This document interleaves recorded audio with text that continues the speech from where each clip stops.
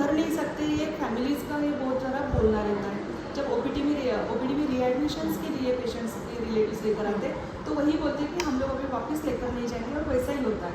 तो उनका आगे क्या करने का ये हमारे सामने बिग क्वेश्चंस है। हाँ, तो इसके लिए मेरे जो मेडिकल सुप्रिटेंडेंट हैं उन्होंने बोला कि तू स्टडी कर रही है तो थोड़ा सा तू ये देख ले कि वो पेशेंट्स अच्छे, तो क्योंकि हॉस्पिटल में तो अल्कोहल नहीं मिलता है तो वो अच्छे रहते हैं।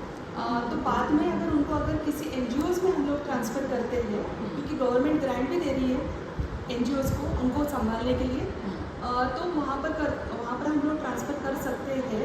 तो उनको वापस यहाँ पर रीएडमिशन की कितनी ज़रूरत है, यानी आ सकते हैं क्या वापस, नहीं तो फिर मेडिसिन्स की भी ज़रूरत इधर भी पड़ सकती है क्या, वो भी देखना ज़रूरी है। इस हिसाब से तो ऐसा कर ले, ऐसा बोला, तो इसलिए मैंने ये थोड़ा सा चूज़ कर लिया शाम से।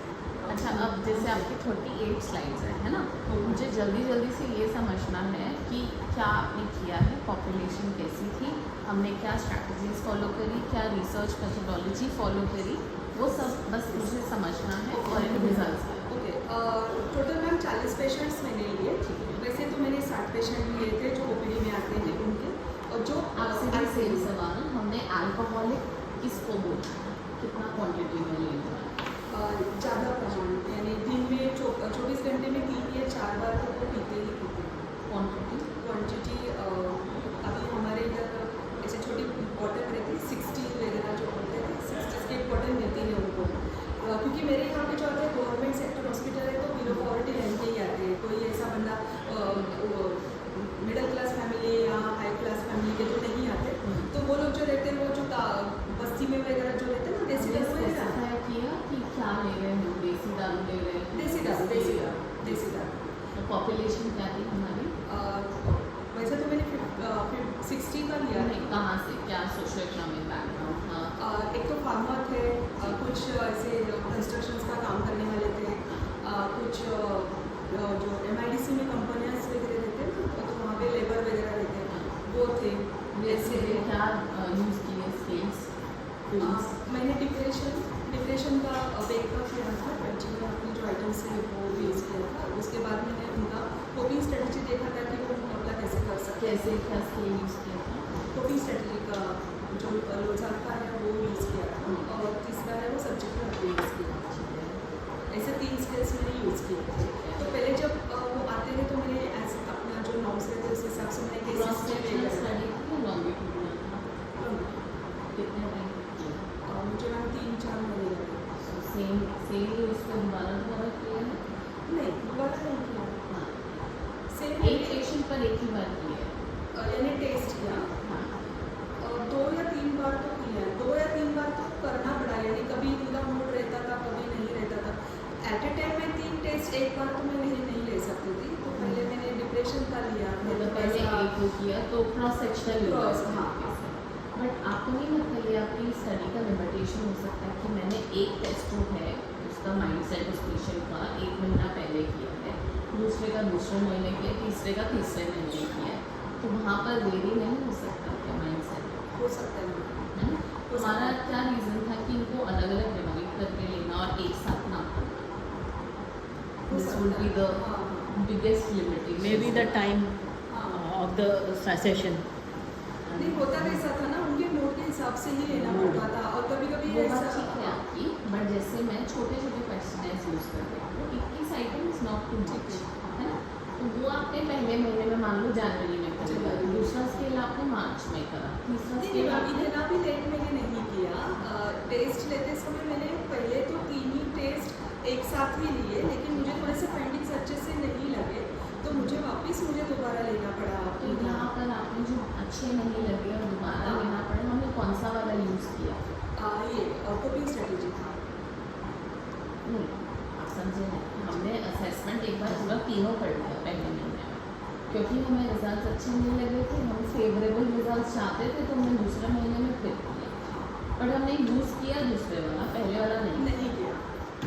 हाँ, क्योंकि जब डिप्रेशन का टेस्ट मैंने लिया तो डिप्रेशन के टेस्ट के सिम्टम्स के हिसाब से थोड़ा सा मुझे पता लगा कि बाबा ठीक है, वो जो उनके जो पर्सनल इश्यूज है वगैरह वगैरह वगैरह, पर दैट्स ओके। हम यहाँ पर पॉलिश क्यों करना चाहते हैं उसको? क्योंकि मैम उनको ज़्यादा वक्त अभी बाहर रहना है, मेरे हॉस्पिटल से बाहर रहना है। हम तो वो रिजल्ट कर सकते पॉलिश हैं। करना चाहते हैं कि हम डिजायरेबल रिजल्ट्स के लिए दोबारा करना चाहते हैं। नहीं वो मुझे ऐसा बोलना था कि वो कोप कर सकते हैं या नहीं वो देखना था, क्योंकि मेंटल हॉस्पिटल एक ऐसा सेटअप है कि वो लोग बाहर जाना ही नहीं चाहते, हाँ, क्योंकि वहाँ पे सब कुछ आसानी से मिल जाता है। लेकिन बाहर के NGOs कैसे है ना, उनको सब करवा कर लेते हैं काम वगैरह। तो उस हिसाब से उनको जब पता चला कि ये मैम मुझे रिहैबिलिटेशन के लिए मुझे अभी बाहर भेजने वाली है, तो वो कभी कोऑपरेट करते थे, कभी नहीं करते थे, तब मुझे वो प्रॉब्लम आता था। फिर मुझे वो कोपिंग का मेरे साइकियाट्रिस्ट बोलते थे कि नहीं तो वापस तो कोप करेंगे, इसीलिए मुझे करना पड़ा। बट ये लिमिटेशन हो सकती होता है अभी कैसा ना, थोड़ा सा अभी गवर्नमेंट सेटअप के हिसाब से थोड़ा सा है। ठीक है, तो हमारे रिजल्ट्स क्या थे? रिजल्ट्स ये है कि लॉन्ग स्टे जो पेशेंट है जिसका 5 से 10 साल वो लोग इधर ही रहते हैं, मेंटल में ही रहते हैं, उनको एक आदत सी बन गई है कि हमें यही ज़िंदगी चाहिए, मुझे बाहर नहीं जाना है, ऐसा कहते हैं। और दूसरा ये है कि कुछ पेशेंट्स जो 2 से 3 साल ही सीख रहे हैं, उनको है कि बाबा पॉजिटिवली मुझे रिजल्ट्स देखते कि नहीं मुझे बाहर जाना है। हम इससे ये कंक्लूजन ले सकते हैं कि जो लॉन्ग टर्म स्टे वाले हैं उनमें ये चीज़ ज़्यादा है कि नहीं यहीं पर ही रहना है, यही लाइफ है, वो कहीं ना कहीं हो जाता है कि बस यही है। स्टे का बहुत बड़ा इफेक्ट दिखा हमको। तो ये आपकी स्टडी में रिजल्ट्स ठीक है, और क्या रिजल्ट्स थे? और उसके साथ एज फैक्टर भी मैंने देखा है, जो 30 से 40 के उम्र के जितने हैं वो पॉजिटिवली हमें रिस्पॉन्ड कर रहे थे कि डे केयर हमको बाहर मिल रहा है, हम लोग वहाँ पर ही काम करेंगे, वहाँ पर ही रहेंगे डे केयर के हिसाब से, तो मुझे हमें जाना है। लेकिन जो अभी मैं वापस बोलूँगी कि जो स्टे करने वाले जो ग्रुप था वो 50 से 60 के उम्र, तो उन लोगों को अभी काम करना ही नहीं।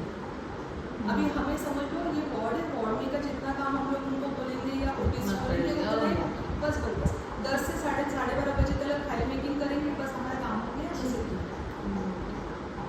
जीने की इच्छा कम हो जाती है। एग्जैक्टली। तो इसीलिए फिर हमने भी क्या किया कि जो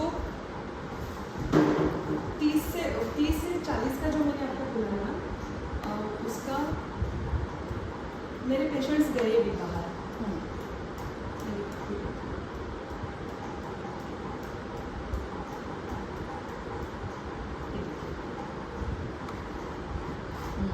NGOs में गए भी पेशेंट्स मेरे।